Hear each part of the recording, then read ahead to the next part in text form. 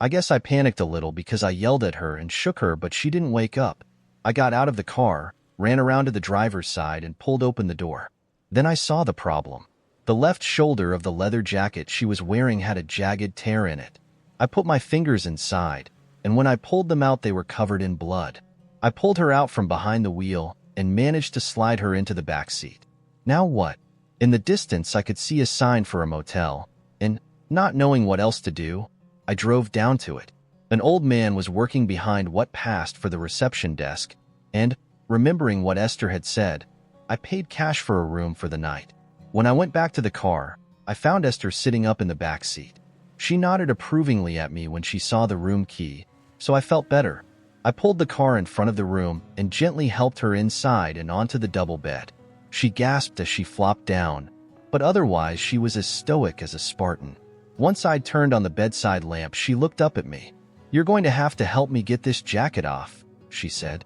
I nodded and helped her slide her good arm out of the sleeve, then carefully slipped her wounded arm free. She closed her eyes and took a couple of deep breaths. "Okay, now we need to get the sweater off." I gulped because the knit was tight and I knew it wouldn't slip off nearly as easily as her jacket. Carefully, I pulled the ripped arm of the sweater off of her, and she gave a little sob as her arm pulled free. I gasped when I saw the bloody wound in her upper arm. I also tried hard not to stare at her torso, but that wasn't easy either. She had an athlete's body with well-defined abdominal muscles and virtually no fat. She was wearing some sort of athletic bra, but it was still obvious that she was well endowed. I glanced up to see a little smile on her lips. "A girl always appreciates a look from a guy," she said as I blushed. Then her smile vanished and she was all business. "You need to see if there's a drugstore around here. If you can find one, try to get ibuprofen, some isopropyl alcohol, a tube of antibiotic cream, and some gauze bandages and adhesive tape. Oh, and get one of those pocket sewing kits, if they have it."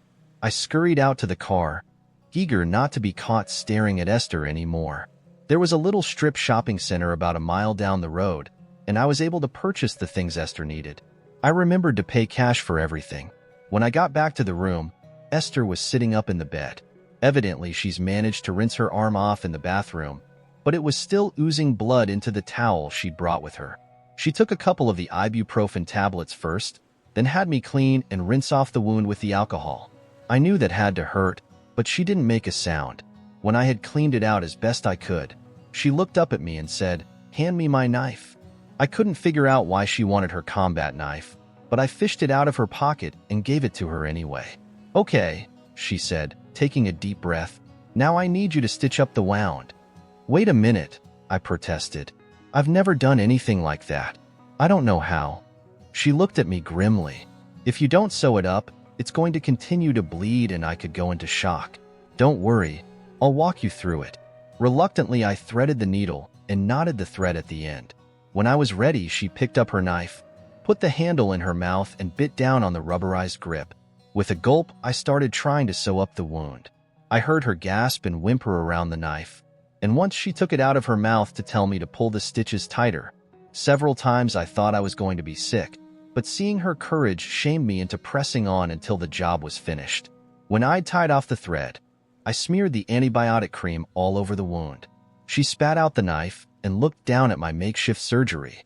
"Not bad for an amateur," she said, and then fainted. That frightened me, but her breathing and pulse seemed normal. I propped her on her back and used a spare pillow to elevate her feet. Then I covered her up with a blanket and waited. After a few minutes, her eyes fluttered open. When she caught sight of me, her lips flashed a little smile. "Don't worry, Thomas, I'm all right now. I just feel very weak.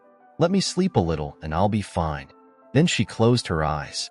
Once Esther's breathing told me she had gone back to sleep, a wave of exhaustion swept over me. The assassination attempt, Henry's death, the revelations I'd heard, and now my impromptu surgery on Esther all combined to sap any remaining energy out of me. I got up and turned out the lights in our room, then sat down, kicked off my shoes, and tossed my keys and wallet on the nightstand. There was nowhere else to sleep except the floor, and I didn't think I could handle that, so I slid in beside Esther. I was out like a light when my head hit the pillow. The sky was light when I woke up, and I was embarrassed to discover that I had cuddled up to Esther with my arm around her waist. I gently extracted my arm, hoping not to wake her. I didn't want her to get the wrong idea.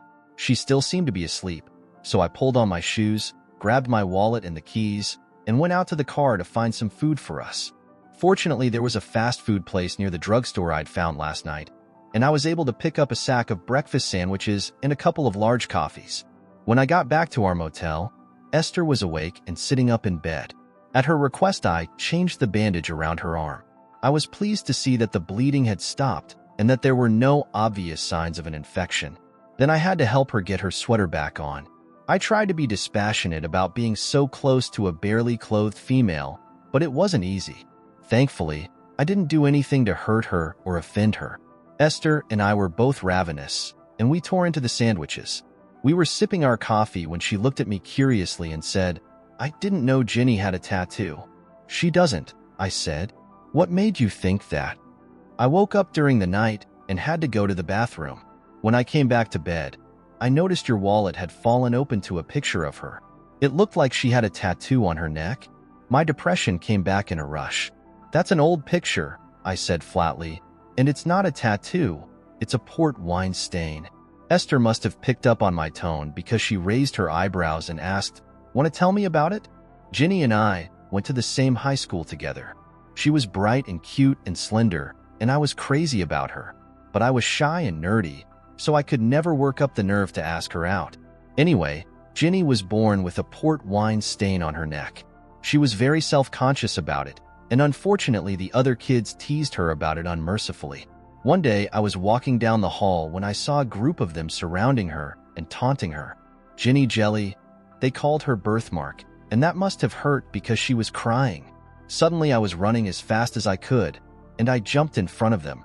My fists clenched and my face red and distorted. "You get away from her," I yelled at the top of my lungs. "You leave her alone. She's beautiful, and you're just too dumb to see it." Any one of the guys could have mopped the floor with me if he'd wanted to, but I was in such a rage that I didn't care, and that must have cowed them. Finally, one of the girls on the edge of the group tugged on a guy's arm and said, "Come on, leave her alone," and suddenly the little group of harassers dissipated. I turned to Ginny, who was watching all this through red, weepy eyes. "Come on," I said, "let's skip class and get out of here for a while." I led her out to the football field, and we climbed up into the stands. "Why did you say that, Thomas?" she asked hesitantly. "Why did you say I was beautiful?" "Because you are, Ginny," I said earnestly. "You think your birthmark makes you look ugly, but I think it makes you unique and special." "But it's ugly," she insisted. "I see it every day in the mirror and I hate it." "That's where you're wrong," I insisted. "You look at yourself and the stain is all you can see. I look at you and I see a beautiful, special girl. You focus on your birthmark. I see the whole you." She looked at me in wonder and then suddenly reached over and kissed me on the lips. That was the start of our relationship. We wound up going to college together and getting married after graduation. But the thing was, Ginny never really believed that she was beautiful. That mark on her neck was always on her mind, and she continued to try to conceal it with makeup or hide it with the clothes she wore. Anyway, after we graduated and she got a job, she wanted to use her income to get the port wine stain removed. I loved her the way she was, but she was determined and went to a specialist to explore getting laser treatments. The doctor gave her the good news that the treatments were really effective and could virtually eliminate the birthmark. But he had bad news too. He told her that it would take 8 to 10 treatments to do the job, and that she'd have to wait several months between treatments to let her skin heal. The other bad news was the expense, which wasn't cheap and wasn't covered by insurance. But Ginny was so excited by the prospect of getting rid of her stain that nothing else mattered to her. Anyway, Ginny finished the treatments about a year ago, and they changed her outlook completely. Her self-confidence soared, and she responded by becoming flirty and more outgoing. She also started wearing more revealing clothing now that she didn't have to hide that birthmark on her shoulder and neck. Of course, that began to attract attention from other males. I wasn't happy about it, but Ginny loved it. She told me it felt great to have people look at her with admiration, not pity. Her new attitude bothered me, but when I tried to say anything, she accused me of not letting her enjoy herself. I was glad Ginny was happy, so I kept my reservations to myself. You know how well that worked out for me. Esther looked at me in silence for a long time, and I figured she thought I was a total wimp. Instead, she finally said, "You're an interesting man, Thomas. You're not what I expected at all." Then she stood up abruptly. "We need to get back on the highway. The morning is almost gone, and we've got a lot of driving ahead of us." Although Esther said her arm was better, she still wasn't comfortable driving, so I climbed back behind the wheel. In no time we had left Tennessee and crossed over into Virginia, but we still had nearly 8 hours of driving ahead of us. As we rolled north on I-81, I glanced over at Esther. "So what do you know about the virus? Why are your people so worried about it?" I asked her. She was all business now. "Our people have been working on it ever since we discovered it, but they haven't made any progress at all.